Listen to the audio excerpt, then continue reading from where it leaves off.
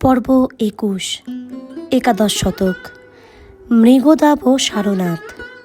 বীর্যসিংহ সমীপে। কুহেলিমদের তন্দ্রাচ্ছন্ন কোন এক শীতরাত্রির সন্ধ্যা যেন নেমেছে। স্পষ্ট কিছুই দেখা যায় না, কেবল অনিয়ত রেখা, আলোক ও তমসার নিগূঢ় সংকেতে যেন এক তৃণাচ্ছাদিত জলাভূমির আভাস সেই তন্দ্রাবেশে রচিত হয়েছে। কিছুক্ষণ অতিবাহিত হলে দৃষ্টি সহজতা প্রাপ্ত হল। মনে হলো আধার সরসীর কমল বনের ভিতর কে একজন কি যেন খুঁজে ফিরছে। স্বপ্নচালিত বীর্যসিংহ সেই সরোবরের প্রান্তে যেন উপস্থিত হলেন। দেখলেন সে এক উন্মাদিনী নগ্নিকা রমণী। তার আলুলায়িত কেশপাশ পৃষ্ঠদেশে বিমুক্ত, জলাভূমির পদ্মকলিকা সমূহকে বিমূর্তিত করে অন্ধকার সলিল রাশির ভিতর দুই কর প্রসারণপূর্বক কিসের যেন অনুসন্ধানে রত। কিয়ৎকাল এই রূপে গেল, তারপর সেই নগ্নিকা যেন নিরাশ চিত্তে জল ভেঙে তীরাভিমুখে উঠে আসতে লাগলো। চঞ্চল সলিল রাশি অতিক্রম করে দল ঘাস পার হয়ে অন্ধকারে দীপিত নির্বাপিত খদ্যোতপুঞ্জের সহস্র চক্ষু খচিত কৃষ্ণবর্ণ যবনিকা দুই হস্তে যেন অপসারিত করে সেই রহস্যময়ী নারী তন্দ্রালীন বীর্যসিংহের আবিষ্ট দৃষ্টির সম্মুখে যেন এসে দাঁড়ালো।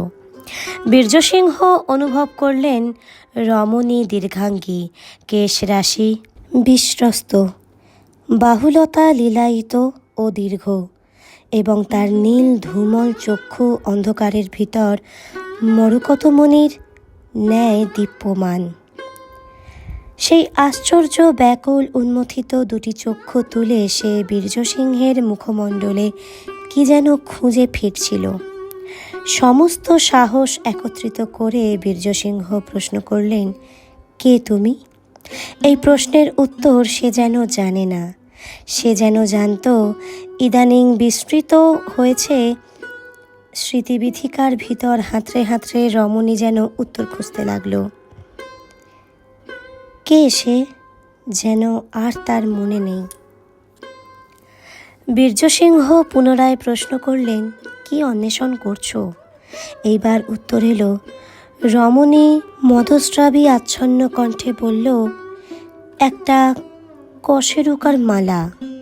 বিভ্রান্ত বীর্যসিংহ তার কথা অনুধাবন করতে না পেরে জিজ্ঞাসা করলেন, কি কশেরুকা?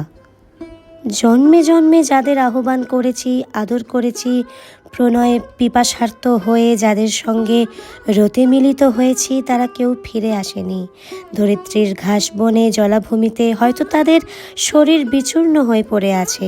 সেই সব বিভগ্ন মেরুদণ্ডের কশেরুকা সমূহ আমি খুঁজছি, মালা করে কেশ পাশে পরিধান করব।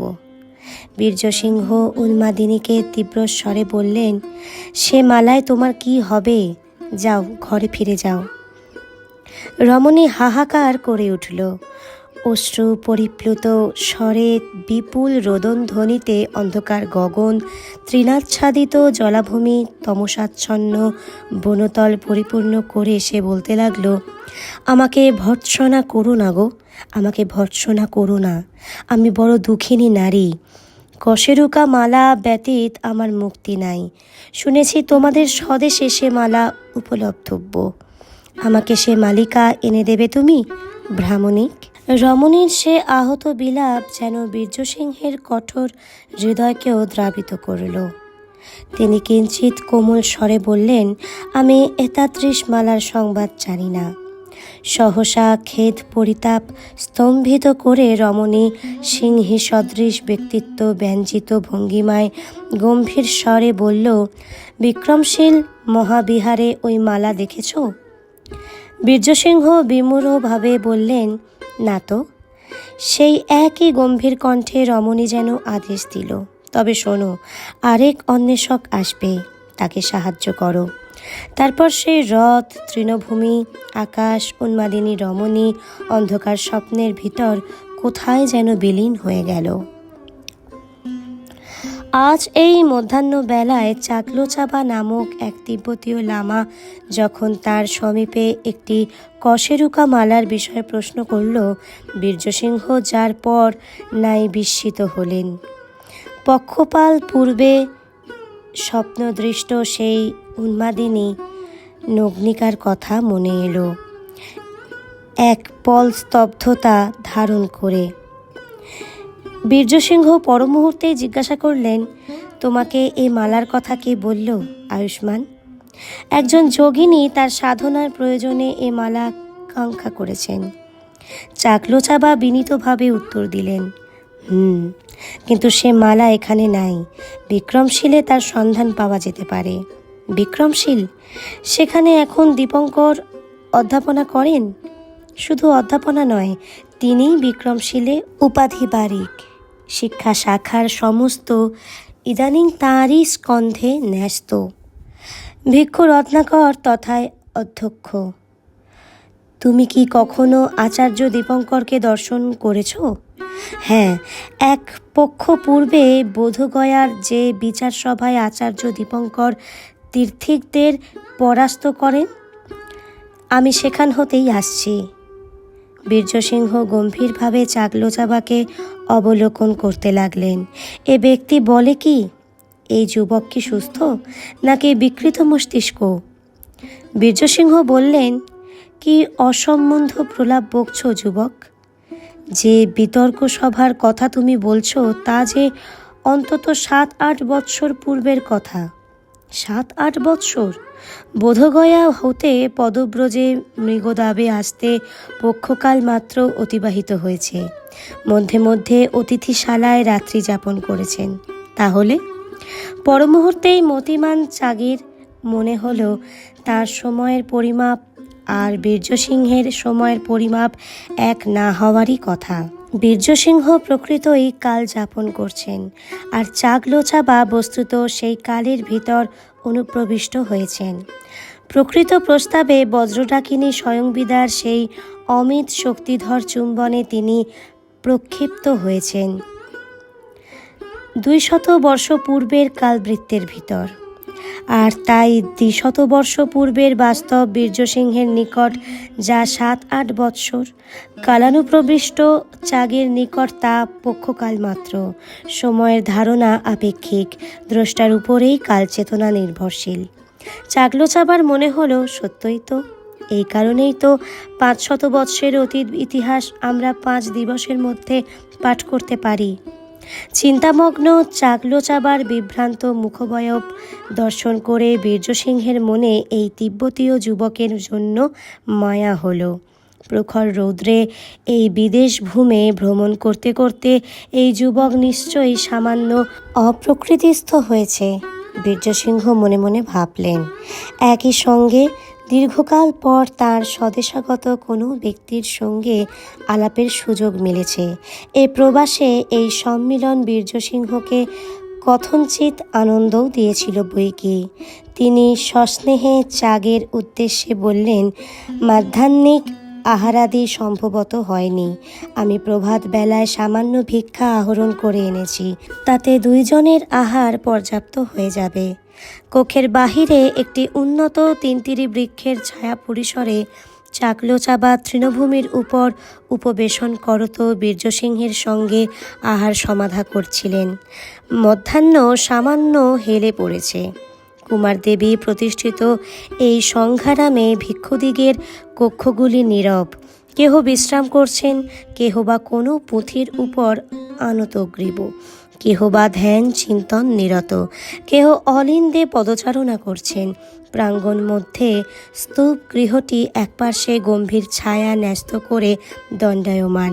চাকলোচাবা আহারকালে বারংবার বীর্যসিংহের মুখপানে দৃষ্টিক্ষেপ করছিলেন।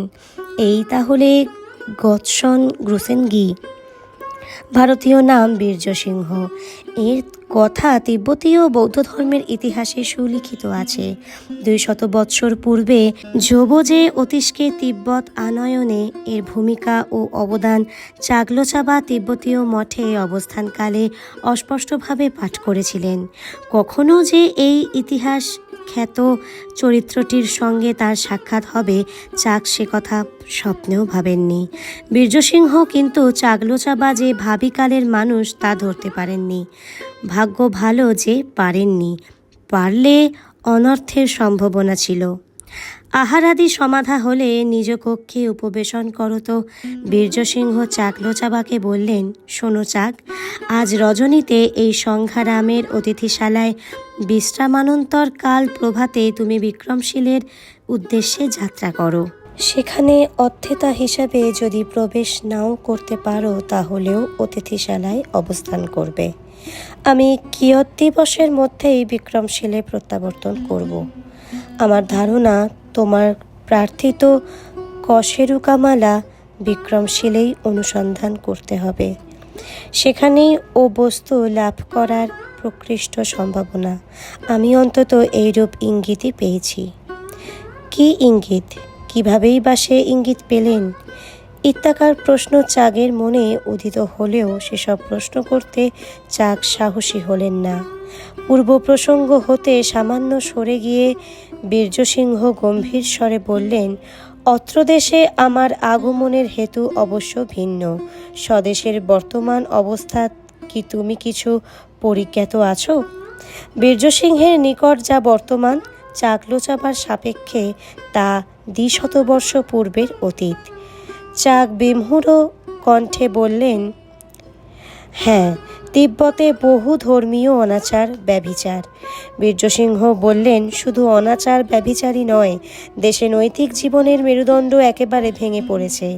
পূর্বাচার্য পদ্মসম্ভব শান্তরক্ষিত কমলশীলের দ্বারা প্রচারিত বৌদ্ধতন্ত্র ইদানিং আমাদিগের প্রাচীন পৌন বা বন ধর্মের সঙ্গে মিশ্রিত হয়ে এক বিকট বিভৎস রূপ ধারণ করেছে।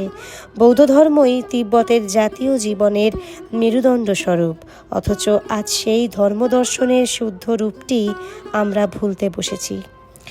এরূপ হবার কারণ আপনি কি অনুমান করেছেন? চাগলোচাবা বিনীত কণ্ঠে জিজ্ঞাসা করলেন। ভ্রান্ত মতের প্রচারণাই এর কারণ। তিব্বতীয় সাধারণ মানুষ অসম্ভব সরল, মেধা চর্চার তাদের প্রকট অভাব। এইসব হতদরিদ্র মানুষ আবার বিদেশাগত যে কোনো প্রচারকের কথায় বালকের মতো বিশ্বাস স্থাপন করে তাদের দ্বারা উপবিষ্ট মতপথের অনুশীলন করে থাকে। বহু পূর্বে মহাচীন হতে আগত এক প্রচারক হোসাং এইরূপ ভ্রান্ত মত শিক্ষা দিয়েছিলেন। তখন ভারতাগত আচার্য কমলশীলের সঙ্গে হোসাংয়ের বাগযুদ্ধ হয় এবং হোসাং পরাজিত হয়ে পলায়ন করেন। কিন্তু সম্প্রতি বিপদ গভীরতর। আচ্ছা, অশ্বদেশে দরিদ্র সাধারণত রাজানুগত। ইদানিং রাজা যদি তথাগত পন্থার বা সদ্ধর্মের অনুসারী হন, তবে প্রজ্ঞাপুঞ্জ তাঁকেই অনুসরণ করবে। তাহলে প্রজাদিগের বর্তমানে পথভ্রষ্ট হওয়ার সম্ভাবনা কোথায়? এখন তো আর সেই প্রাচীনতর যুগের লং দরমার ন্যায় ধর্মোদ্দেশী রাজা শাসন করছেন না। না, রাজা নিষ্কলঙ্ক, কিন্তু সাম্প্রতিক সমস্যার কারণ অন্যবিধ। প্রথমত, পূর্বাচার্য পদ্মসম্ভব বৌদ্ধ ধর্মের বিশুদ্ধ রূপটি শিক্ষা দেননি। বৌদ্ধ ধর্মের পরম্পরাক্রমিক মন্ত্রযানের শিক্ষাই দিয়েছিলেন। এইসব গুচ্ছ মত অচিরেই কর্দমাবিল হয়ে পড়তে বাধ্য।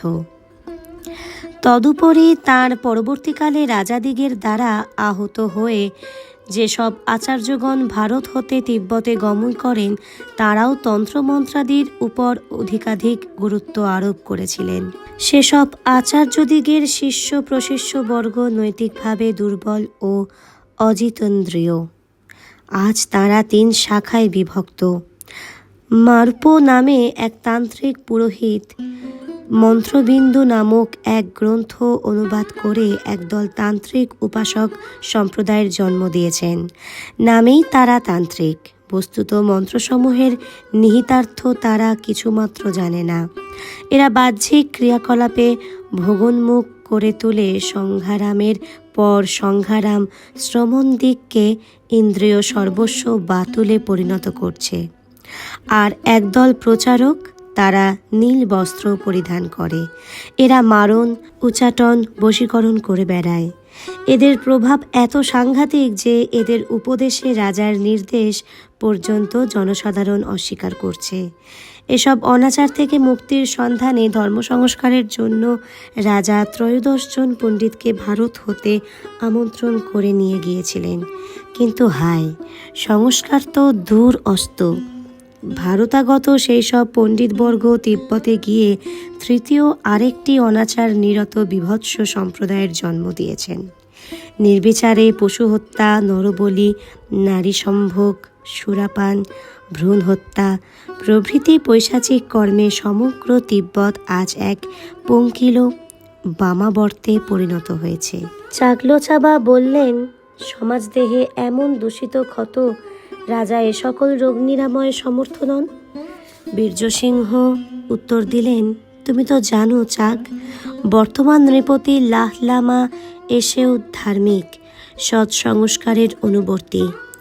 লাহলামা এসেওদের কথা চাকলোচাবা ইতিহাসে পড়েছেন। বীর্যসিংহ ধরে নিয়েছেন চাকলোচাবা তাঁরই সমকালীন, ফলত তিনি ভেবেছেন রাজা এসেওদের কথা চাগের জানা আছে। 200 বছর পর প্রাচীন সেই নৃপতি বিস্তৃত প্রায় এক নামমাত্র। বীর্যসিংহ বলে চলেন, দেশের এই দুরবস্থার প্রতিকারার্থে লাহলামা এসেওত অনুভব করেছিলেন দেশের সামাজিক অবস্থার উন্নতির জন্য বৌদ্ধ ধর্মের বিশুদ্ধ রূপটির প্রবর্তন করা প্রয়োজন।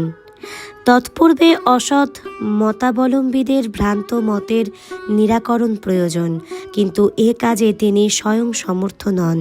পরিকল্পনা বাস্তবে রূপান্তরিত করার জন্য তিনি 7টি বালককে তাদের পিতামাতার অনুমতি অনুসারে শ্রামণ্য ধর্মে দীক্ষিত করেন। 7টি বালক কিরূপে এই ভয়ঙ্কর অবস্থার প্রতিরোধে সমর্থ হবে? চাক প্রশ্ন করলেন। বালক চিরকাল বালক থাকে না চাক, কালক্রমে সেই সপ্ত বালক দল বীর্য, মেধা ও পাণ্ডিত্য লাভ করত যৌবনে উপনীত হয়। তখন তাদের প্রত্যেকের হস্তে 2 জন করে শ্রমণেরা বা নবদীক্ষিত লামার শিক্ষার ভার অর্পণ করা হয়। এইভাবে সর্বমোট 21 সংখ্যক সদস্যের সমবায়ে রাজা এসেওত অভিযাত্রী দল গঠন করেন এবং তাদের ভারতবর্ষে প্রেরণ করা হয়। হ্যাঁ, উদ্দেশ্য ছিল ভারতে আগমন করে এই 21 জন লামা বৌদ্ধ ধর্মের সংশুদ্ধ রূপ শিক্ষা করে তিব্বতে প্রত্যাবর্তন করবেন ও অসৎ মতের অবসান ঘটিয়ে দেশকে সদ্ধর্ম পথে দীক্ষিত করে নতুন দিশা দেখাবেন। বেশ, কিন্তু ভারতবর্ষেও তো বৌদ্ধ দর্শনের বহু শাখা প্রশাখা। সদ্ধর্ম কোনটি তা নিরূপণ করা সুকঠিন। তাহলে তাদের উদ্দেশ্য সিদ্ধি হওয়া সহজ নয়। জানি সে কাজ দুরূহ ছিল, কিন্তু তথাগত কৃপায় সকলই সম্ভব। প্রথমে তারা কাশ্মীরে যান। সেখানে পণ্ডিত আনন্দগর্ভের দার্শনিক শিক্ষায় শিক্ষিত হন ও বিভিন্ন মত ও পথের তুলনামূলক আলোচনার সুযোগ পান। পরে মগধে বিনয়পিটক তথা বৌদ্ধ নীতিবাদের চর্চা করেন, যা তিব্বতের পক্ষে অতীব প্রয়োজনীয় ছিল। তাদের সঙ্গে পরিচয়ের ফলে বহু ভারতীয় পণ্ডিত তিব্বত গমন করেন, কিন্তু এই 21 জন অভিযাত্রী। 21 জন অভিযাত্রী কি হয় তাদের? প্রখর গ্রীষ্ম, জ্বরব্যাধি, সর্পদংশনে এই 21 জনের ভিতর 29 জন প্রাণ হারান। শেষে মাত্র 2 জন, রিনচেন জানপো এবং লেক পাহি সেরাপ, ক্লান্ত ও অসুস্থ অবস্থায় তিব্বতে প্রত্যাবর্তন করতে পারেন।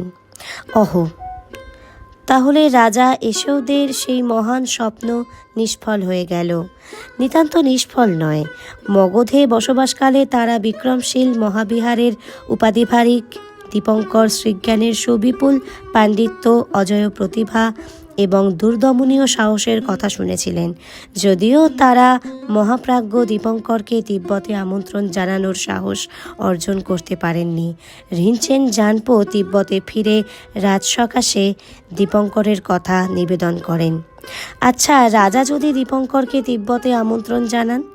হ্যাঁ, সেই চিন্তা তো তখনই রাজা এসোদের চিত্তে উদিত হয়েছিল। কিভাবে দীপঙ্কর শ্রীজ্ঞানকে তিব্বতের ধর্ম ও সমাজ সংস্কারের জন্য আমন্ত্রণ জানানো যায়। রিনচেন জানপো তখন বৃদ্ধ হয়েছেন, তদুপরি অসুস্থ। লেখপাহি সেরাবো তদবস্ত। এই কালেই তিনি দূত প্রেরণ করে আমাকে রাজদরবারে উপনীত হতে আদেশ দেন। আপনি তিব্বতের কোন অঞ্চলের অধিবাসী আর্য? আমি সাং উপত্যকার তাকশাল অঞ্চলের অধিবাসী। অধ্যাপনাতেই অধিক আগ্রহী। সংস্কৃত ভাষা ও বৌদ্ধ দর্শন শিক্ষায় আমি সমুৎসুক ছিলাম। রাজা এসেও আমাকে অবিলম্বে ভারতে আসতে নির্দেশ দেন। আমিও চিন্তা করলাম, দেবভাষা ও সদ্ধর্ম শিক্ষার এ অপূর্ব সুযোগ। 100 সংখ্যক পরিচারক ও অভিযাত্রার ব্যয় নির্বাহ ও দীপঙ্করের উদ্দেশ্যে উপঢৌকন স্বরূপ বিপুল পরিমাণ সুবর্ণ তিনি এতদুদ্দেশ্যে প্রদান করেন।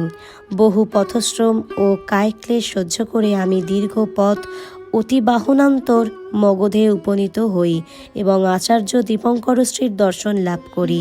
তার হস্তে নৃপতি এসেও প্রেরিত সুবর্ণোপহার তুলে দিয়ে অশ্বৎ দেশের করুণ অবস্থা এবং রাজকীয় মনোবাঞ্ছা নিবেদন করেছিলাম, কিন্তু সকলই বৃথা গেল। কেন আর্য? সকল কথা শ্রবণ করে দীপঙ্করশ্রী বললেন, তিব্বতাগত আয়ুষ্মান আপনার বার্তা হতে এইমাত্র প্রতীত হচ্ছে। তিব্বত গমনে ব্যক্তিগত স্তরে আমার 2টি মাত্র উদ্দেশ্য চরিতার্থ হবে। প্রথম, এই বিপুল সুবর্ণ সম্পদ লাভ। দ্বিতীয়, আপনাদিগের দেশে পূর্বাচার্য শান্ত রক্ষিত। পদ্মসম্ভব ও কমল শিলের ন্যায় আমাকেও আপনারা দেবতা বিশেষে পরিণত করবেন। জীবিতাবস্থায় প্রচুর যশ এবং মৃত্যুর পর প্রচুর পূজা আমি পাব। সম্প্রতি না সুবর্ণ না খ্যাতি, কোনো কিছুরই বাসনা আমার নাই। সুতরাং এই সুবর্ণোপহার আপনি ফিরিয়ে নিয়ে যান। তিব্বত গমনে আমি নিতান্ত অপারগ। তার এই নিদারুণ বাক্য শ্রবণ করে আমি শাস্ত্রনেত্রে আমার পথশ্রম ও আমার স্বদেশের সকরুণ অবস্থার কথা পুনরায় নিবেদন করলাম। তিনি আমার ব্যথায় সমব্যথী হলেন, কিন্তু তিব্বত যাত্রায় সম্মত হলেন না। ভগ্ন হৃদয়ে আমি তিব্বতে প্রত্যাবর্তন করলাম। হ্যাঁ হতস্বী, আমার স্বভূমি তিব্বতের ভাগ্যাকাশ সে দেশের বহিরাকাশের মতোই তুষারবর্ষী ও তমসাচ্ছন্ন। আপনার এই সুবিপুল প্রযত্ন যদি বিফলে যায়, মহানুভব রাজা এসেওদের সৎ সংকল্প নির্বাপিত হওয়াই স্বাভাবিক। প্রথমে আমি ভেবেছিলাম দেশের দুরবস্থা দূরীকরণের নিমিত্ত রাজা হয়তো সম্মুখ চেষ্টা করেননি। ভুল ভেবেছিলাম। তিনি যৎপরণান্তি প্রয়াস করেও সফল হতে পারেননি। অহোভাগ্যম। কিন্তু লামা, একথা তুমি জেনে রাখো, তিস্রং দেওপালের পর আমাদের দেশে রাজা এসেওদের ন্যায় এমন উদ্যমী পুরুষসিংহ আর জন্মাননি। আমার মুখে সব শুনেও তিনি হতোদ্যম হননি। তিনি বললেন, কিছুদিন বিশ্রাম করে আপনি পুনরায় মগধে যাত্রা করুন। দীপঙ্কর না আসেন? পাণ্ডিত্য ও প্রতিভায় যিনি দীপঙ্করের ঠিক পরবর্তী, আপনি আপাতত সেই পণ্ডিত প্রবরকেই তিব্বতে আনয়ন করুন। তারপর ঈষৎ চিন্তাকুল চিত্তে পর্যালোচনা করে তিনি ধীরে ধীরে বললেন, আপনি সম্প্রতি পরিচারক সমবিবাহারে একাই যাত্রা করুন। আমি শীঘ্রই একটি অভিযাত্রী দল গঠন করে মগধে প্রেরণ করব। আর্য দীপঙ্করকে এদেশে না আনয়ন করতে পারলে আমার শান্তি নাই।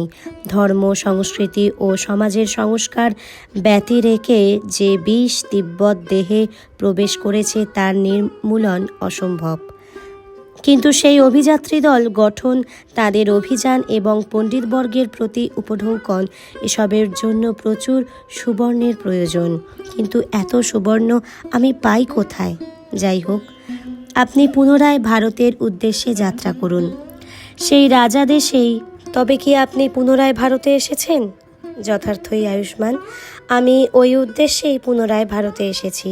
কিন্তু দুর্দৈব এই, যদ্যপি বিক্রমশীল মহাবিহারে আমি অধ্যেতারূপে প্রবেশ ও সম্প্রতি দীপঙ্করশ্রীর মনোযোগ আকর্ষণ করতে সমর্থ হয়েছি, তথাপি অদ্যবধি তাঁকে তিব্বত গমনে সম্মত করাতে পারিনি। কিন্তু আর্য, আপনার এবারের আগমন তো দীপঙ্করশ্রীর নিমিত্ত নয়। পাণ্ডিত্য ও প্রতিভায় যিনি দীপঙ্করের পরবর্তী, সেই পণ্ডিতকেই তিব্বতে লয়ে যাওয়াই তো আপনার উদ্দেশ্য। তাহলে ঠিক, কিন্তু কি জানো চাক, পণ্ডিত ভারত তথা মগধে অনেক আছেন, পরন্তু দীপঙ্করশ্রী ব্যতীত অন্য কারও পক্ষেই তিব্বতের অন্ধকার যুগের অবসান ঘটানো অসম্ভব। এ কার্যে মেধা ও পাণ্ডিত্যের সঙ্গে যে কুশলী সাহস তথা উৎসাহের প্রয়োজন, তা দীপঙ্কর ব্যতীত আর কারও নাই। তদুপরি দীপঙ্করশ্রীর বহিরাবরণে সন্ন্যাসী সুলভ যে কঠোরতা পরিদৃশ্যমান, তার অন্তরালে আমি এক স্নেহকাতর মাতৃহৃদয়ের সংবাদ পেয়েছি। ওই করুণায় দীপঙ্করশ্রীকে আমি স্বদেশে লয়ে যাবই, এ আমার জীবনব্রত। তাই বলছিলাম, তোমার অন্বিষ্ট কশেরুকামালা আমি অবশ্যই সন্ধান করব, কিন্তু অশ্বদেশের উন্নতিকল্পে দীপঙ্কর শ্রীজ্ঞানকে তিব্বতে লয়ে যাওয়ার যে ব্রত আমি গ্রহণ করেছি, তুমি তার সহায়ক হও। চাকলোচাবা বিমূঢ় চিত্তে ভাবছিলেন, বীর্যসিংহের 200 বর্ষ পরের ভাবী যুগের মানবক তিনি কিভাবে অতীতে সাধিত ব্রত পালনে সহায়তা করবেন। তবে কি অতীতই কেবল ভবিষ্যৎ নির্মাণ করে না, ভবিষ্যতও অতীতকে নিয়ন্ত্রিত করে? চাক ধীরে ধীরে বললেন, বেশ, আমি সাধ্যমতো প্রয়াস করব। কাল প্রাতে আমি বিক্রমশীলে গমন করব। বীর্যসিংহ হৃষ্ট চিত্তে বলে উঠলেন, সাধু সাধু, স্বল্পকালের মধ্যেই মগধে আমাদের দেখা হবে। চাকলোচাবা গাত্রোত্থান করলেন। আজকের পর্ব এখানেই শেষ করলাম। পরবর্তী পর্ব নিয়ে আবার ফিরে আসব। ততক্ষণ সঙ্গে থাকুন, সুস্থ থাকুন, আর অবশ্যই শুনতে থাকুন।